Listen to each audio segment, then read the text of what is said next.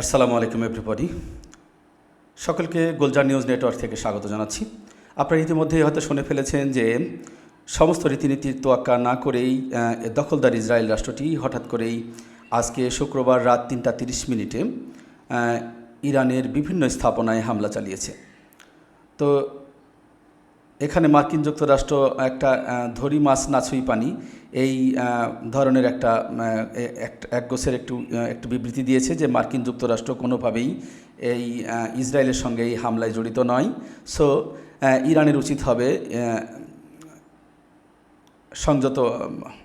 উচিত হবে মার্কিন যুক্তরাষ্ট্রের কোনো স্থাপনায় হামলা না চালানো।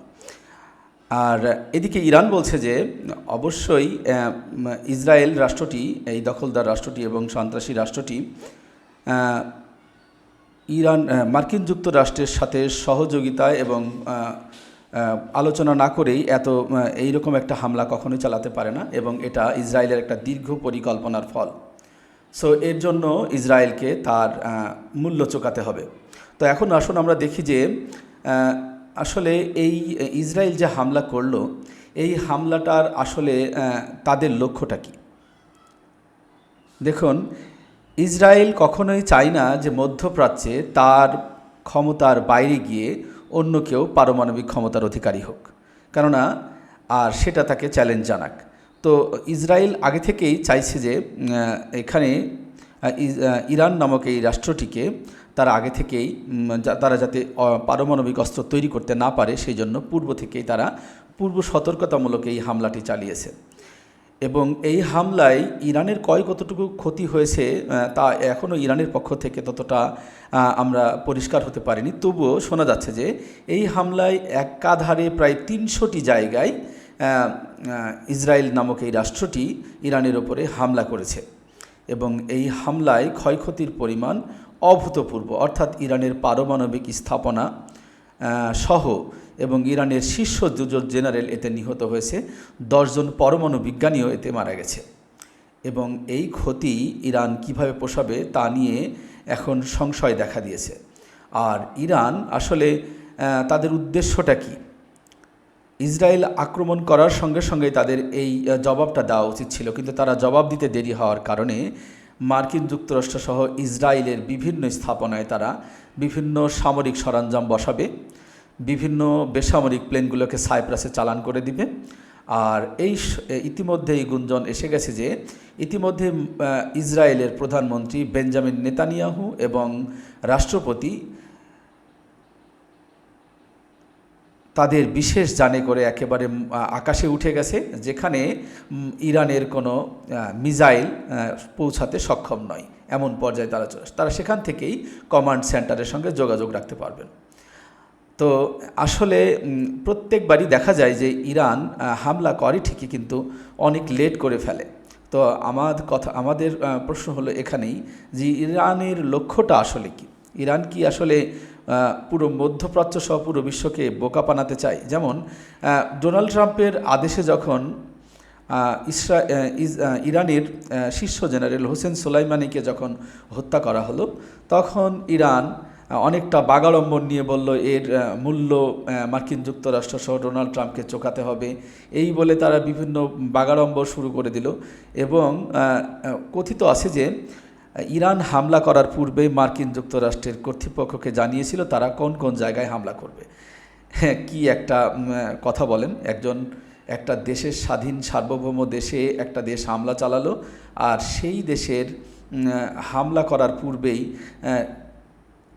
শত্রু রাষ্ট্রটিকে বলে দিল আমরা কোন কোন জায়গায় হামলা করব। তাহলে কি হলো? সেখানে এখানে লোক দেখানো কিছু হামলা করা হলো যে ইরান তার সার্বভৌমত্ব রক্ষায় একেবারে অপ্রতিরোধ্য, অথচ কাজের কাজ কিন্তু কিছুই হলো না। তো ঠিক বারবারই যখন ইরান এই কাজটিই করে, তখন ইসরায়েল নামক এই শত্রু রাষ্ট্রটি কিন্তু পার পেয়ে যায়, অর্থাৎ তারা কিন্তু আগে থেকেই সাবধান হয়ে যায়। তো অথচ উচিত ছিল ইরানে ইসরায়েলের হামলার ঠিক পরপরই তার প্রতিক্রিয়া দেখানো, তাহলে ইসরায়েল অন্তত কিছুটা ক্ষতির সম্মুখীন হতো। কিন্তু যতই দেরি হয়ে যাচ্ছে, মনে হয় ইসরায়েল রাষ্ট্রটি নিজেকে আরও সংহত করে নিবে এবং নিজেকে আরও কৌশলী করে আবার পুনরায় বীর দর্পে ইরানের উপর ঝাঁপিয়ে পড়বে। তো দেখা যাক, সময়ই বলে দিবে কি হচ্ছে না হচ্ছে। তো ইরানের জন্য আমাদের অন্তরের অন্তঃস্থল থেকে দোয়া রইল, তারা যেন এই ক্ষতি পুষিয়ে উঠতে পারে, এবং তা আমরা দেখার অপেক্ষায় রইলাম যে দখলদার রাষ্ট্রটিকে কিভাবে তারা সমুচিত জবাব দেয়। তো আসুন আমরা এখন দেখে নেই যে ইরানের কোথায় কোথায় হামলা হলো। তো দেখুন, এইখানে আমরা দেখতে পাচ্ছি যে আমরা যত শুনছি যে ইরানের প্রায় 300টি স্থানে দখলদার ইসরায়েল রাষ্ট্রটি হামলা করেছে। তার মধ্যে তাবরিজ, তেহরান, কেরমানশাহ, আরাক, নাতানজ, ইস্পাহান এবং আহভাজ নামক এই পরমাণু কেন্দ্রগুলোতে হামলা করেছে। এবং আমরা আরও দেখি যে এই পারমাণবিক স্থাপনাগুলোর পাশাপাশি তারা কিন্তু বিভিন্ন সামরিক স্থাপনায় সামরিক ব্যক্তিদেরকে লক্ষ্য করেও হামলা চালিয়েছে। তো সেখানে তারা কোথায় কোথায় সফল হয়েছে আমরা একটু দেখে নিই। দেখতে পাচ্ছেন হোয়ার ইসরায়েল অ্যাটাকড ইরান। সো আমরা এখানে দেখতে পাচ্ছি যে তাবরিজে হামলা করেছে তারা, পাশাপাশি কেরমানশাহ, তেহরানের বিভিন্ন residents reported seeing Israeli fighter jets, বিভিন্ন অধিবাসী তারা দেখতে পেয়েছে। আর এখানে বলছে Israel attacked Iran's mains nuclear enrichment facility, নাতানজেও তারা হামলা চালিয়েছে। আর বিভিন্ন ভবনেও তারা হামলা চালিয়েছে, যেটা ছিল এক পূর্ব পরিকল্পিত এবং নিখুঁত তাদের সেই হামলাগুলো।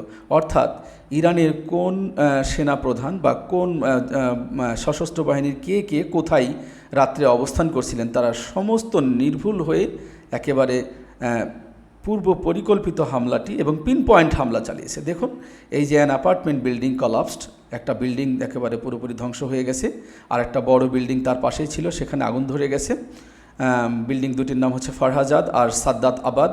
আরেকটা হচ্ছে শাহরাগ Shahid Mahallati military compound housing was attacked. আরেকটা হচ্ছে বিড কেনেক smoke seen from this area with several missile development sites, আর হচ্ছে পার্সিন মিলিটারি বেস। সো এই যে হামলাটা ইসরায়েল করলো ইরানের ওপর, তাদের হামলাগুলো একেবারে পিন পয়েন্ট হামলা, যে হামলা থেকে আসলে কারো রক্ষা পাওয়ার কথা নয়। আর এতটাই ভয়াবহ এই হামলা হয়েছে যে ইরান থেকে বেসমর্থিত খবর পাওয়া যাচ্ছে যে প্রায় 300টির মতো স্থানে ইসরায়েল একযোগে হামলা চালিয়েছে এবং পার্শ্ববর্তী ইরাককে তারা আশ্রয় করে এই হামলা চালিয়েছে। তো এখানে আমরা বিভিন্ন ব্যক্তির বিভিন্ন আপডেটগুলো আপনাদেরকে দেওয়ার চেষ্টা করব, যেটা কিছুক্ষণ আগেও হয়েছে। দেখুন, বিশ্ববিখ্যাত আল জাজিরা চ্যানেলে এই খবরটিকে ভালোভাবে প্রচার করা হয়েছে। দেখুন, এই যে মেডিয়েটর ওমান কলস Israeli strikes reckless as nuclear টক্স থ্রোন ইনটু ডাউট। বলছে ইরান এবং আমেরিকার মধ্যে মধ্যস্থকারী ওমান রাষ্ট্রটি বলছে যে ইসরায়েলের এই আক্রমণের ফলে নিউক্লিয়ার নিয়ে যে আলোচনা সেটি এখন অনেকটাই ব্যর্থতায় পর্যবসিত হবে বলে তারা আশঙ্কা করছে। আর অন্যদিকে ইসরায়েলের এই হামলায় একটা খবরে বলছে 15 মিনিট আগে যেটি বলা হচ্ছে যে Iran's Tasnim news agency reporting that at least 50 people injured in Israeli attacks have been transferred to the Kerman hospital in northern Tehran district of Tazrish. অর্থাৎ 50 জনের মতো এখানে আহত হয়েছে। আর আমি পূর্বেই বলেছি যে 10 জন পরমাণু বিজ্ঞানী, 2 জন ইরানি শীর্ষ জেনারেল এবং ইরানের বহু স্থাপনায় হামলা হয়েছে। আর ইরানের পক্ষ থেকে হামলার আশঙ্কায় দেখেন আমাদের মুসলিম ভাতৃপ্রতিম যে দেশটি জর্ডান, তাদের আকাশ সীমাকে সিল করে দিয়েছে যাতে তাদের প্রাণের ইসরায়েলকে তারা রক্ষা করতে পারে। যেটা আমরা পূর্বে দেখেছিলাম যে ইরান যখন ইসরায়েলকে হামলা করছে তখন সেই মিসাইলগুলোকে গুলি করে ভূপাতিত করেছিল এই প্রাণের জর্ডান। আর মিশরের কথা বা মিশরের গুণের কথা নাই বা বললাম। এই যে আরেকটা খবরে উঠে আসছে, more on 2 top Iranian nuclear scientist assassinated by Israel. অর্থাৎ এখানে 2 জন টপ নিউক্লিয়ার বা পারমাণবিক বিজ্ঞানী হত্যা হয়েছে। আমাদের অসমর্থিত খবরে জানা গেছে যে প্রায় 10 জন পরমাণু বিজ্ঞানী এই হামলায় নিহত হয়েছে, 2 জন শীর্ষ জেনারেল সহ। এদের মধ্যে দেখুন, নিউক্লিয়ার সায়েন্টিস্ট মোহাম্মদ মেহেদি তার তেহরানচি ছিলেন, the head of the Islamic Azad ইউনিভার্সিটির তিনি প্রধান ছিলেন। এই হামলায় সৌদি আরবিয়া ক্ষোভ প্রকাশ করেছে ইরানের ওপর হামলায়, এবং তারা বলেছে যে ইরানের ওপর এই হামলা সকল প্রকার আন্তর্জাতিক নিয়ম এবং নিয়মকানুনের সেটা পরিপন্থী, এবং সেটা তিনি condemn the heinous attacks. It affirms the international community and security council bear a great responsibility to immediately halt this aggression, the ministry said it in a statement. So আমরা দেখতে পেলাম এখানে দায় সারাগোছের একটা বিবৃতি দিয়েছে সৌদি আরব। তবে এত কিছুর মধ্যেও একটা ভালো খবর হচ্ছে যে ইরানের কমান্ড কন্ট্রোল সিস্টেমটা এখনও যথাযথভাবে কাজ করছে। সো তারা বলছে যে এত কিছুর মধ্যে আমাদের বেশ কিছুজন মানুষকে হারালেও আমাদের ইরানস কমান্ড কন্ট্রোল সিস্টেমটা যেহেতু এখনও চালু রয়েছে, সো আমরা এখন চিন্তা ভাবনা করছি যে ইরান কিভাবে এর জবাব দিবে। সো ডিয়ার ভিউয়ার্স, আপনারা এই ইরান ইসরায়েল এই যে যুদ্ধ শুরু হলো, এই যুদ্ধ কোথায় গিয়ে দাঁড়াবে, এই যুদ্ধের পরিণতি কী হতে পারে, বা এই যুদ্ধ নিয়ে আপনি কি ভাবছেন তা কমেন্টস বক্সে জানাবেন। ধন্যবাদ সবাইকে। আল্লাহ হাফেজ।